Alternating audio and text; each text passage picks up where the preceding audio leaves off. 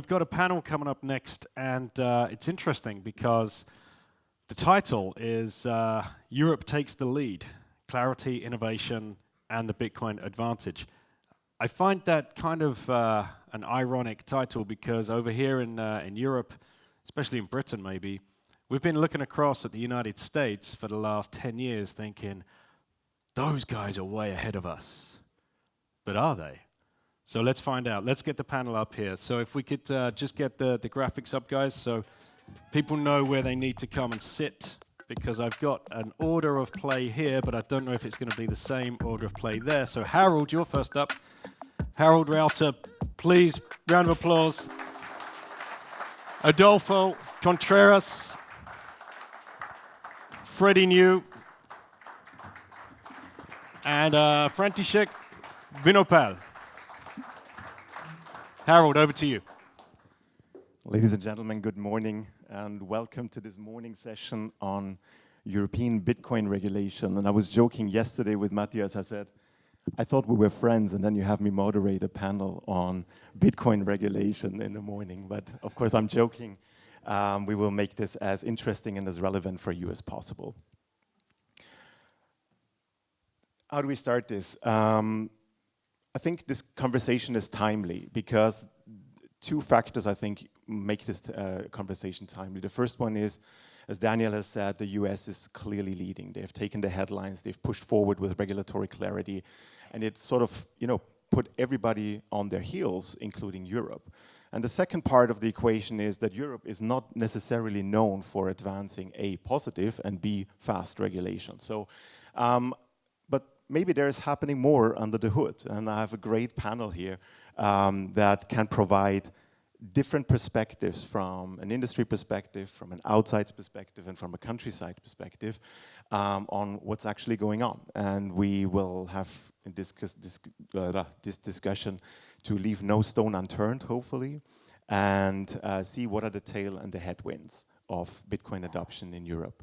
So my name is Harald. I am the Chief Growth Officer for 21 Energy. It's an Austrian-based venture, and we are using Bitcoin mining as a strategic infrastructure and asset to provide grid-based services and home utility services like warm water and heating. So regulation is really at the heart of what we do. So without further ado, I would like to kick this off, maybe go down the row, and give us, please, your high-level perspective on where Europe is currently positioned in this global race, and then we can dig deeper from there. And maybe you want to add a few words of introduction so that people know who you are. Sure, thank you very much, Harald. My name is Adolfo Contreras. I work at Blockstream, and my focus has been Bitcoin capital markets. So at Blockstream, our founders are OGs in the space, have been looking at the asset, and some core developers I'm proud to say that are colleagues of mine. But the work we've been focusing in the team I work with, which is the enterprise team, has been along creating use cases where Bitcoin's technology can be leveraged. So yeah, I mean, I've been looking at the space for 4 years almost, and what I see is basically a breakdown of companies that have been in the sidelines waiting, and I'm talking globally. But then in Europe, thanks to getting clarity sooner than in other places, what we've seen is banks starting to provide exposure to their customers through frequently outsourced services for spot trading, for custody, and so on. And those have been the fewer ones, but as clarity improves and as they see many more things happening in other jurisdictions, what we see is they are curious to keep learning and keep experimenting with more use cases, proofs of concept, and it's super interesting to see how they take their decisions. I was yesterday in Adina speaking about this because I find it really interesting to see how the market and their customers keep evolving, they keep following, and I think we have an edge on the Bitcoin space because we've been thinking along these lines for a long time. So there is a lot that we can learn from each other. And again, going back to the European question, I think that the clarity has been the biggest advantage. Whether the regulation we have will stay the same in a few years, that's something that we still need to see. I think that given that regulations are rather different across EU, US, UAE, etc., I think that what we'll see is a evolution of these regulation where each jurisdiction will keep learning from each other and seeing what works, what doesn't, and then to keep evolving it, which is the way laws and regulations should work, right? So yeah, excited for what's to come. Freddie? Hi everyone, thank you very much for having me here. Delighted to be back in Prague. For those who don't know me, I'm the CEO of HODL, which is a British Bitcoin treasury company. We also provide Lightning services as well. That's on specific niche there. And I also wear another hat. I'm the co-founder of Bitcoin Policy UK, where we lobby Parliament and the regulator in the UK for better regulation. Daniel's already mentioned, I think, that we've been looking across the Atlantic with Envy. It may come as a bit of a surprise to those in the EU that we also look over the channel with Envy as well. I'm ashamed to say it, but the UK has completely dropped the ball in terms of understanding Bitcoin, understanding the industry, and really supporting it. And I'm genuinely quite envious, not just of people in the EU. I know MiCA, the key piece of legislation, markets and crypto asset activity regulation, is not perfect. But as you say, Adolfo, at least it gives you clarity and it sets the rules of the playing field. We have nothing comparable to that in the UK. And in fact, I'm going to rant a little bit later about some of the things that we've done wrong in the UK. There were two specific examples actually in the Czech Republic, which I think are a great example for us. And Matthias already mentioned one this morning. That's the removal of CGT after a holding period. Fantastic idea. Germany also, another nation state, has a similar CGT exemption after a holding period. That's only 1 year, I think. So actually the Czech Republic is a market leader there, as far as I know, globally. And the second point has also been mentioned today too. I think it's an opening of an Overton window. You may recall that the governor of the Czech Central Bank recently started to look seriously at holding Bitcoin as a treasury asset, as part of the strategic reserve of Czech Republic. That is light years ahead of any of where we are in the United Kingdom. And frankly, my message is, it may seem as though the EU has over-regulated the industry. From our perspective in the UK, I wish we had the same kind of clarity of regulation and some of those great ideas that we're seeing come out of countries like Czech Republic. Wonderful, František. Wow, I mean, what a terrible news from the UK, because we used to be that the UK was our role model in terms of fintech, right? Yeah, sorry, my name is František, lovely to be here. Currently, I'm chairman of the local crypto association. And yeah, I mean, we've got a great news from our country, because I would say that, I mean, last years we got bring new standards in terms of Bitcoin, right? Big names has been mentioned, like Satoshi Labs, Trezor, and so on. And I'm happy to share that, you know, we will be able, you know, to educate our public sector as well. So we bring totally, I would say, a revolution in terms of implementing MiCA and other regulatory stuff. So I would say the Czech Republic became a gateway for crypto companies. The result just shows there is, I would say, 250 applications in the Czech, yeah. So it's incredible number in compare, you know, to that we have 10 million nations, right? So yeah, I'm lovely to be here with you guys and happy to share the great news from country. Wonderful. Can I just ask the audience, because I'm really interested, who knows, hands, by show of hands, what is really the cornerstones of the MiCA regulation? That's what I thought. Exactly.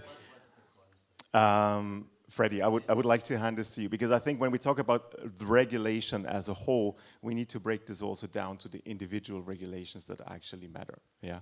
And sorry, no, I mean, there is regulation for Bitcoin as a treasury reserve asset, Bitcoin for payments, Bitcoin for using as a collateral. Can you, from your perspective, Freddie, just wrap this or set the stage for us so that you see what you see as the cornerstones of the MiCA regulation, why it matters, and what makes it so powerful with regards to your own situation? Sure. I think I'd like to do that from probably two perspectives, one at a very high level and one in relation to a specific example that relates to the treatment of privacy, anonymity, and anti-money laundering. Obviously, the AMLR anti-money laundering regulations are a key focus for most governments when dealing with crypto assets, and that the same is true of the general approach that the EU has taken towards Bitcoin and the cryptocurrency industry in general. So starting with the sort of high level, the real takeaway from the establishment of a regulation like MiCA is effectively, in one word, legitimization. So it's an acknowledgement that cryptocurrency and Bitcoin specifically is real, which for a long time in the UK, people completely ignored. As an aside, the general regulatory approach in the UK was to put your fingers in your ears and hope it was all going to go away. And that's not a joke. I wish it was a joke, but it's not. And I'm ashamed to say it. So the fact that we've got such a flagship piece of regulation passed, even though I speak with an element of conflict here. I'm a lawyer by training, but I'm also a crypto anarchist. So there's a bit of a tension there between my natural instincts and my professional work. The specific example I wanted to flag is the treatment of AMLR and anonymity. You may have seen over the last week a number of posters have popped up again saying that all anonymous crypto transactions are going to be banned. Now, that restriction applies specifically to the offering of effectively accounts by exchanges and whether or not those can be anonymous. If you actually read the wording of the legislation, both MiCA and the AMLR, the anti-money laundering regulation, do actually specifically carve out in bold text self-custody, and that applies both to the makers of hardware wallets like Trezor and also to the developers of self-custodial wallet software. That's actually, to my mind, a really thoughtful and decent step, and it's also a tacit acknowledgement by regulators and governments that they actually can't prevent anonymous Bitcoin transactions made peer-to-peer, which honestly I was surprised to read, and I know it was quite hard to get that wording into the regulation, but the fact that it's there is enormously important. In the UK, our comparable piece of anti-money laundering legislation has not included that specific carve-out. So as BP UK, aside from my HODL work, we have been lobbying quite hard to point to the European legislation and say, look, these guys have spent a lot of time thinking about exactly how the system works and whether it's possible to prevent anonymous transactions, and acknowledging that it's fundamental to the operation of the Bitcoin system that they cannot be prevented, and therefore the legislation needs to reflect that. So far in the UK, we've been banging, the reason my forehead is flat is because I've been banging it against the wall for so long at the FCA, but we keep on making the point, and I think the fact that the EU has actually been quite far-sighted in including that piece of drafting is hugely helpful to us in, let's say, more backward countries who are trying to get the same kind of acknowledgement. Interesting, Adolfo. You mentioned in the preparation to this panel that you really want to talk about how MiCA can also help to provide a plumbing of Bitcoin into the traditional legacy economic systems and the financial systems. You want to talk a bit about that?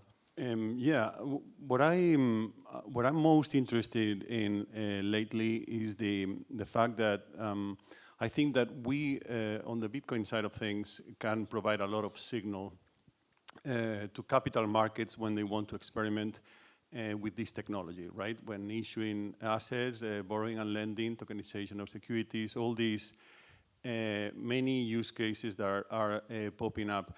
And so I think that the opportunity we have to help them understand how you can better protect investor rights by using what I call security paranoid technology, which is where the Bitcoin, let's say, ethos excels compared to other technologies.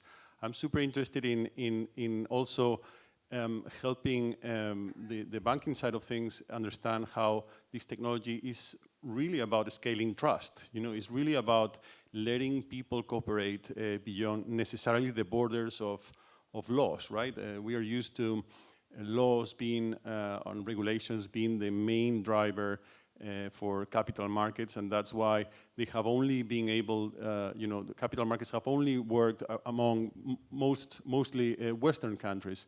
These technologies have the power to let cooperation for capital markets scale across those jurisdictions and many others.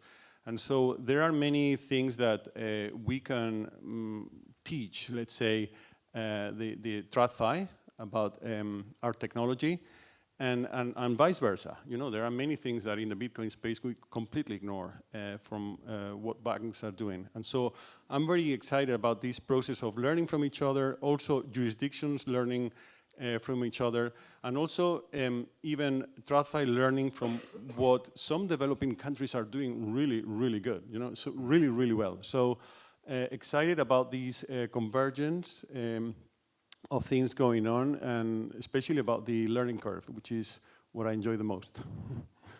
Excellent.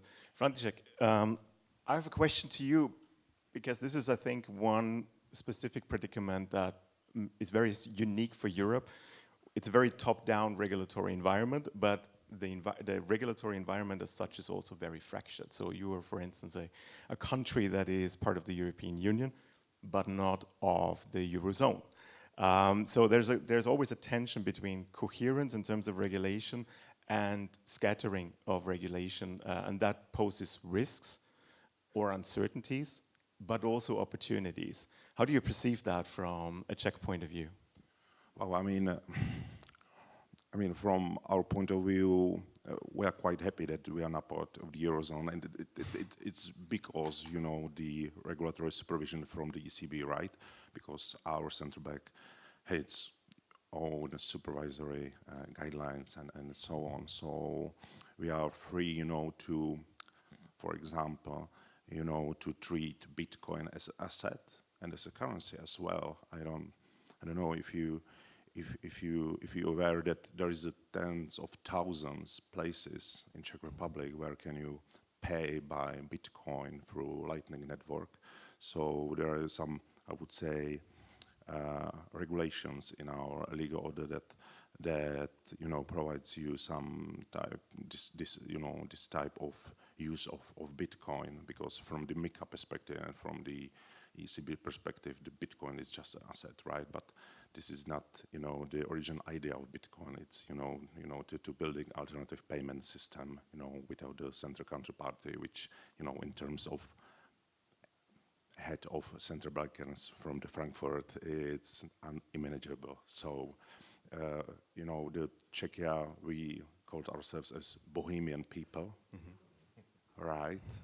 So we are happy, to have our very national currency like Czech koruna, and gives us, the freedom, to treat it Bitcoin as we like. Amazing.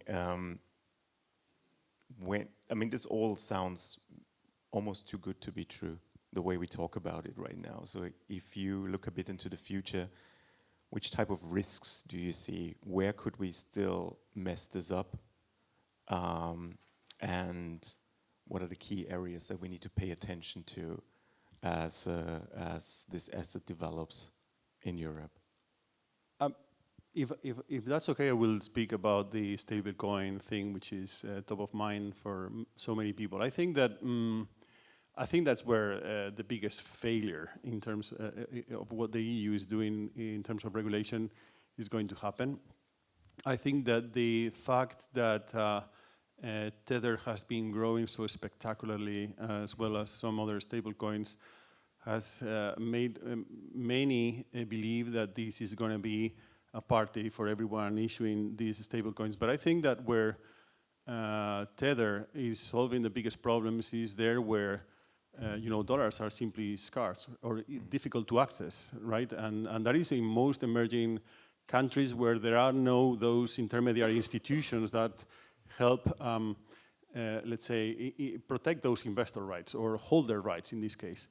And so I think that, well, thankfully in Europe and we don't need that kind of technology to replace. I mean, it has advantages, but we don't really need the technology to protect our investor rights. Our investor rights are properly protected with laws, right? And so I suspect that the many stablecoins that are going to be popping up within the next few months in Europe are going to be a let's say a no-go, you know, a nothing burger, basically.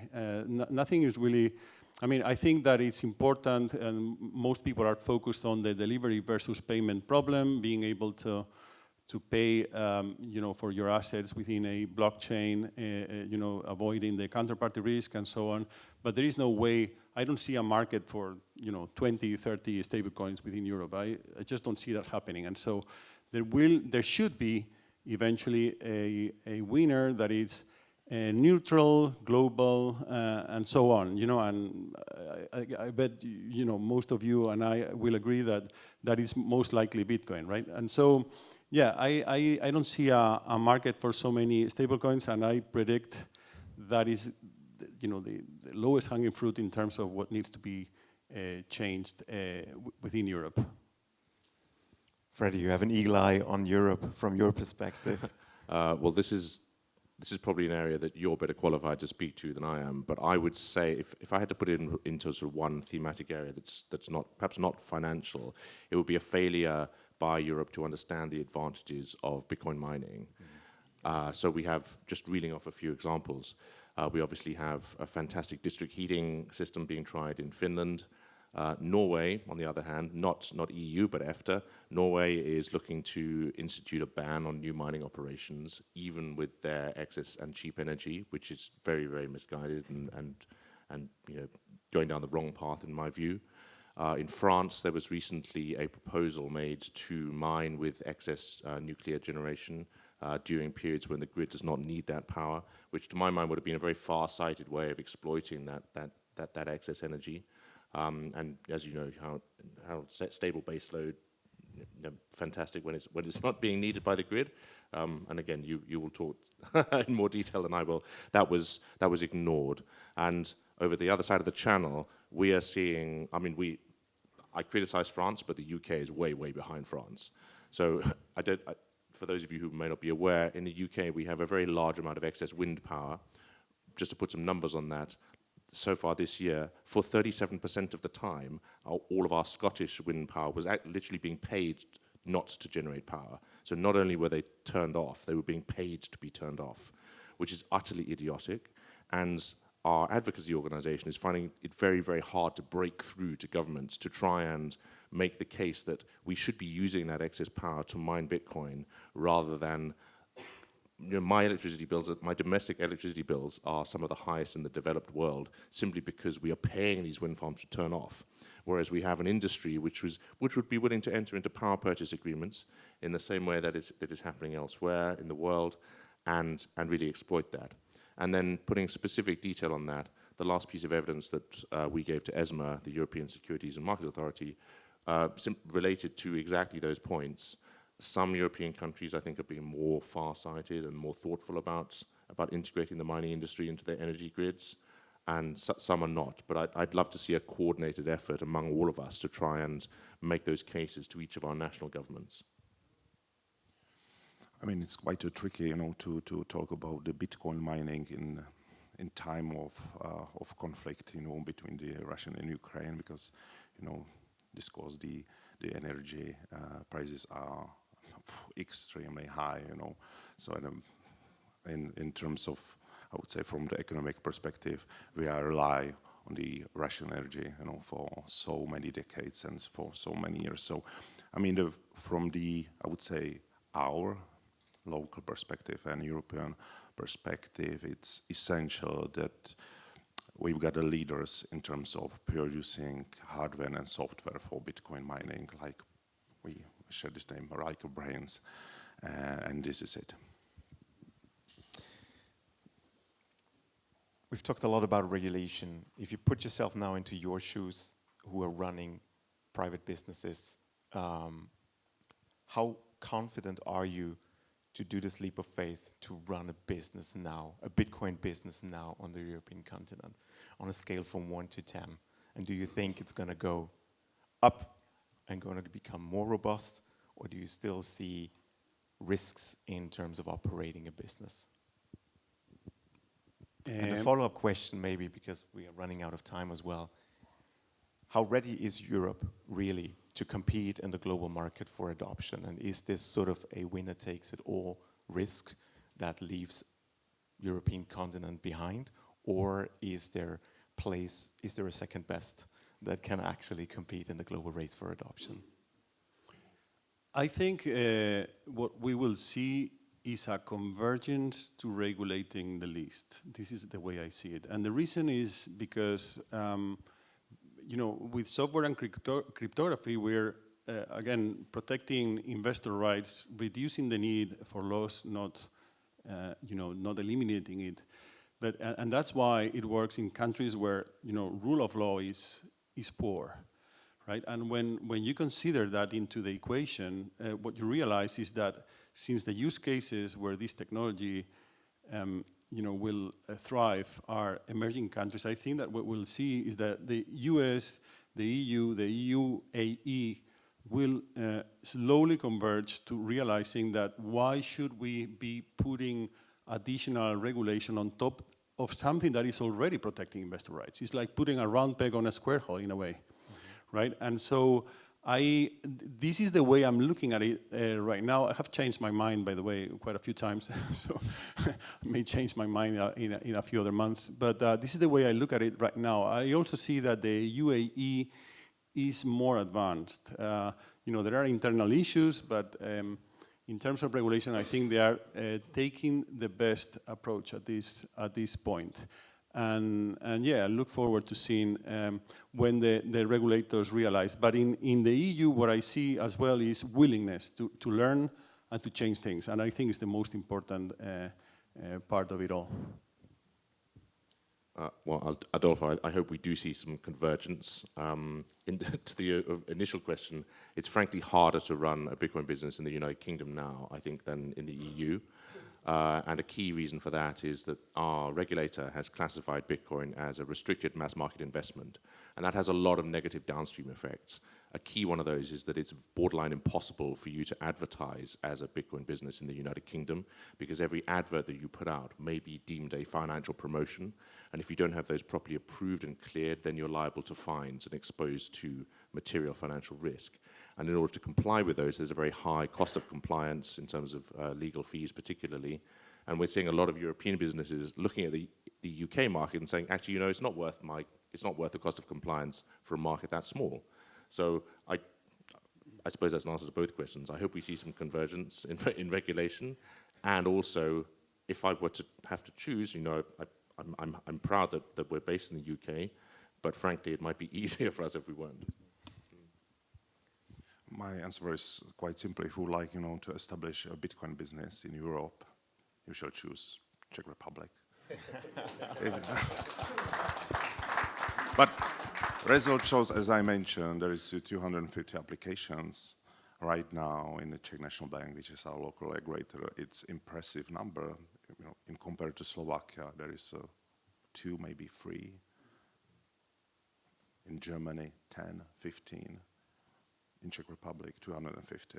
So it's because of the regulator is, I would say, most progressive in the European Union. They are thinking about, to include Bitcoin as a reserve asset, as has been mentioned. We've got, I would say, very educated ministers and members of the parliament. Right now, in these days, they are thinking that the Parliament Commission in our parliament for crypto assets will be established. So Bitcoin is a very important thing for our country and for our leaders. So please, you are welcome in the Czech Republic if you would like to establish a business. Wonderful. I think there's nothing to add to that. Bitcoin is alive and well in Europe. Let's hope it stays like that. Thank you very much, dear panelists, for giving your contributions. And we're right on time, so we close it here. Thanks for your attention. Don't leave. 5 minutes. Oh. 5 minutes on the clock for Q&A. So if Cool. anyone's got a question they want to fire at the panel, we do have 5 minutes, so probably time for 2 questions. We got one in the front row here. Hi, everyone. Good morning. So we see the US making some progress on their regulations, passing the Genius Act, and apparently I think it's called the Clarity Act, is going to pass soon. Maybe to Freddie, do you expect the UK will seek over time to harmonize more with the US or with what they see in the EU? That's a great question. I think part of our problem has been, and this is just a guess on my part, I think the Labour government assumed that Kamala Harris was going to win the presidency, and and so a lot of their policy making, and I don't think this is unique to the cryptocurrency. I think a lot of their policy making had been formulated with a view to a Harris administration rather than a Trump administration. So not to be too rude about it, I think both our government and our regulator were caught with their pants down when the Trump administration came in, and frankly, a lot of our messaging has been one of enlightened self-interest in that if you have the UAE and the United States and now Europe all pulling ahead in an industry that, to my mind, the UK, with its strong financial services background and its strong computing background, should have been good at, then hopefully we're going to see them accelerate towards a slightly more thoughtful approach to regulation. So in short, I think you're correct. I think your answer, my answer would be yes, but it takes an unbelievably long time in the UK. The FCA is a very, very slow-moving beast, and MiCA was passed some time ago, and the FCA's regime has been pushed further and further into 2026 already. So we're probably not going to see final form of our cryptocurrency regulation until ends 26, possibly even into 27. By which time, God knows what the industry will look like. It moves so fast. So yes, I'm hopeful, but it's going to be slow. If nobody else, I've got a question. I'll come straight to you. I'll just fire it quite at Harald as I'm walking around here, because he's been hidden behind the moderator's microphone here. MiCA, is it creating monopolization? Because I spoke very closely with Julian Leniger from Relay, who's one of the sponsors. He's not here. But they've just gone through the process. It's cost them hundreds of thousands of euros. It's taken them 2 years. It's taken them 10,000 pages of documentation to get this license. Is that creating a moat around these existing businesses? And if so, is that a problem? I mean, I'm certainly not the best person to answer that question, but I think it's a trade-off between short-term costs and long-term benefits. I would be interested to hear your perspectives on that. But there is a price for regulatory clarity and the trust that this induces into market participants. And I think MiCA is a step forward into that direction. Yes, in the short term, it creates an incredibly high hurdle rate for some participants. We see that. But we also see by the numbers of applications for a MiCA license that the market participants are willing to take that on. And the numbers are staggering. Austria has high numbers. Czech Republic has incredibly high numbers. I think Germany is pretty much down for whatever reason. I don't really know. So I think there is still diversity in the market participants field. There's vibrancy. And that makes me personally hopeful, but I would be keen to hear your thoughts, if you have any. Maybe I would say that the biggest issue in MiCA, biggest gap, is there is a missing of proportionality, for businesses. It doesn't matter if you are, for example, Coinbase or a local crypto exchange like AnyCoin or CoinMate. It doesn't matter. You need to fulfill the same requirements. So the proportionality is definitely an issue. But as record shows, there is plenty of applications, but it doesn't mean that these applicants will obtain a license, right? So from our, I would say, estimation, there will be dozens, maybe 30, 40 licensed businesses in Czech Republic. So I mean, in the UK, there will be a piece of legislation before MiCA, right? Yeah, and it was a great filter for the market, right? It was great if you wanted to stop people from doing business. At one point, we had, I think, 200 applicants, and only 4 had received a license. So, yeah. So, I mean that we can expect the same way of obtaining a license, so under MiCA regime as we see in the UK. Right, we have one last question here, and then we'll close this one down. Yeah, well, I just have a small question concerning CBDCs. So ECB is planning to issue a digital euro. Will that be an innovation to take Europe to the lead, or is it just killing the idea of decentralization? No, look, I've been attending TradFi events for digital assets for almost the last 4 years, and one of the things that I feel the most pity for is those trying to defend CBDCs in front of literally any audience. It's to the point of embarrassing. I mean, not even the people in the banks want it. So it challenges the banking model depending on how much balance you're going to be allowing citizens to have. It's challenged by anyone that wants to defend freedoms, individual freedoms. It's challenged by literally everyone.